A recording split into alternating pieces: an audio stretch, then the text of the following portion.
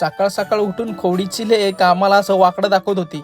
नंतर आम्ही बाप लेकीने आंघोळ वगैरे करून देवपूजा केली आणि सूर्यनारायणाला नमस्कार करून लेकीचा असा गोड पा घेतला. दुपारी जेवताना शिवांजलीच्या मामाने गावावरून आणलेले आंबे असे चोखून खाल्ले. तेव्हा कुठं आंबे खाल्ल्यासारखं वाटलं. आणि आंब्याची कोय कोणाला आवडत नाही बरं. नंतर लेकीने विकोची क्रीम अशी हातापायाला चोळली आणि मला म्हणाली व्हिडिओ नको काढू. आणि खोडीच्या लेकीला दुसऱ्याला अशी काहीतरी खोड केली की लय आसुरी आनंद होतो बरं का. हे बघा. नंतर पप्पा व्यायामाला जा म्हणत लेकीने बॅग आणून दिली आणि जिममध्ये अशी कंबर हलवून तगडा व्यायाम केला. घरी आल्यावर पाहिलं तर लेक अशी हात धुवून आंब्याच्या मागं लागली होती. आता आम्हाला काय आंबा खायला भेटत नाही म्हणून आम्ही नुसतं केविलवानं पाहत बसलो. नंतर आरशात पाहून लेकीने स्वतःशीच असं जोरदार भांडण केलं.